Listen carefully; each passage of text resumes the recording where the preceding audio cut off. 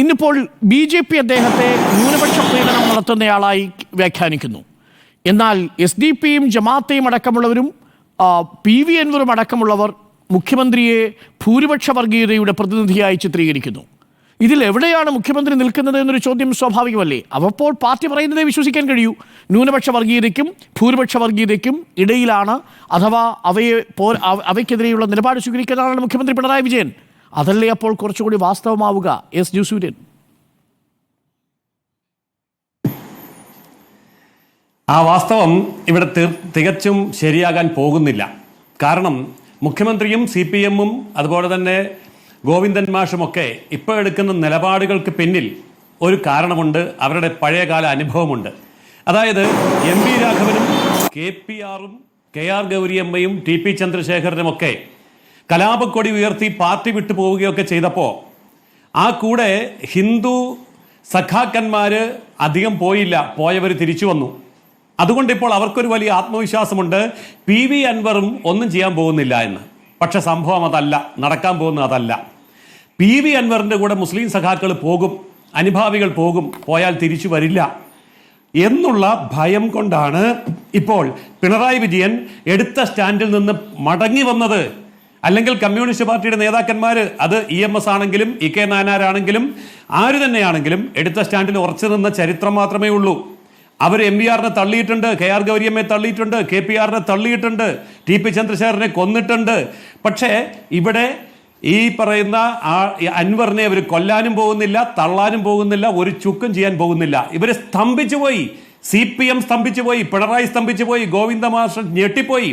കാരണം മറ്റുള്ളവരുടെ കൂടെ പോകാൻ ഹിന്ദു സഖാക്കന്മാർ ഉണ്ടായിരുന്നില്ല, പക്ഷെ അൻവറിന്റെ കൂടെ പോകാൻ മുസ്ലിം സഖാക്കന്മാരുണ്ടാകും. അത്രയും വലിയ ഭീകരാവസ്ഥയിലാണ് ഇവർ നിൽക്കുന്നത്. ആ ഭീകരാവസ്ഥയിലാണ് ഈ ചോദ്യങ്ങൾക്ക് മറുപടിയില്ലാതെ പോകുന്നത്. ശരിയല്ലേ? ഇപ്പൊ അരുൺകുമാർ പറഞ്ഞ ചോദ്യം, അതുപോലെ തന്നെ അനിൽ ബോസ് പറഞ്ഞ ചോദ്യം, ആ ചോദ്യത്തിന് എന്തുകൊണ്ട് മറുപടി പറയുന്നില്ല? തെറ്റായിട്ടുള്ള കാര്യങ്ങൾ ചെയ്തു എന്നുള്ളൊരു ഏജൻസി അവിടെ ഉണ്ട് എങ്കിൽ ആ PR ഏജൻസിക്കെതിരെ കേസ് കൊടുക്കാത്തത് എന്ത്? ഞങ്ങൾ ചോദിക്കുന്നു. കേസ് കൊടുക്കാത്തതെന്ത്? അപ്പൊ കേസ് കൊടുക്കുന്നില്ല. മുഖ്യമന്ത്രി കേരളത്തിൻ്റെതാണ്, പക്ഷെ ആ മുഖ്യമന്ത്രി എന്ന പൊളിറ്റിക്കൽ ഇസ്ലാമിന്റെ പോക്കറ്റിലെ തടവുകാരനാണ്. ആ പൊളിറ്റിക്കൽ ഇസ്ലാമിന്റെ പോക്കറ്റിൽ കിടന്നുകൊണ്ട് കേസ് കൊടുക്കാൻ കഴിയില്ല, പ്രതികരിക്കാൻ കഴിയില്ല, തള്ളിപ്പറയാൻ കഴിയില്ല.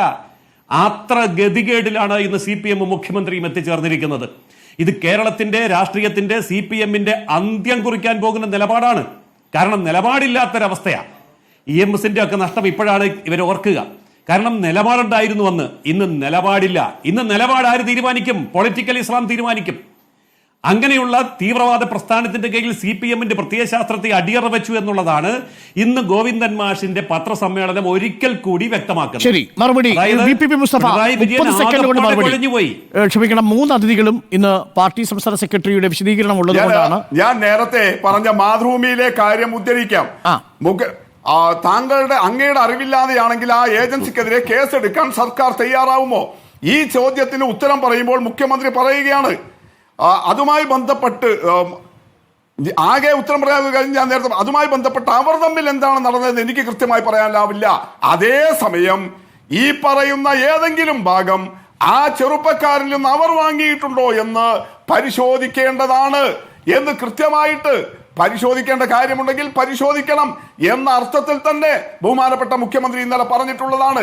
ഇവിടെ ബാക്കി പറഞ്ഞ കാര്യം പൊളിറ്റിക്കൽ ഇസ്ലാം എന്ന കാര്യം ഈ കേരളത്തിൽ അങ്ങനെ ഒരു സംഗതി തന്നെ, ഒരു ആശയം തന്നെ വ്യക്തമായി പറഞ്ഞത് ഇടതുപക്ഷമാണ്.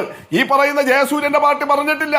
ജമ്മു കാശ്മീരിലെ തെരഞ്ഞെടുപ്പിൽ ജയസൂര്യ ഞങ്ങൾ മത്സരിക്കുന്ന ഏക സീറ്റിൽ ജമാഅത്തെ ഇസ്ലാമിയായിട്ട് എഞ്ചിനീയർ റഷീദിന്റെ പാർട്ടിയുമായിട്ട് അങ്ങനെ മതമൗലികവാദ പൊളിറ്റിക്കൽ ഇസ്ലാമുമായിട്ട് അവിടുത്തെ BJP കൂട്ടുകൂടിയിരിക്കുന്നത് എല്ലാ മാധ്യമങ്ങളും അത് റിപ്പോർട്ട് ചെയ്തുകൊണ്ടിരിക്കുക.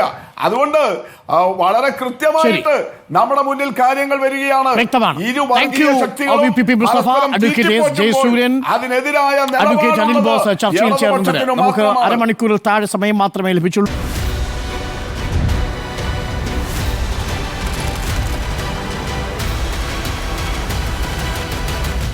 Debate with Dr. Arun Kumar.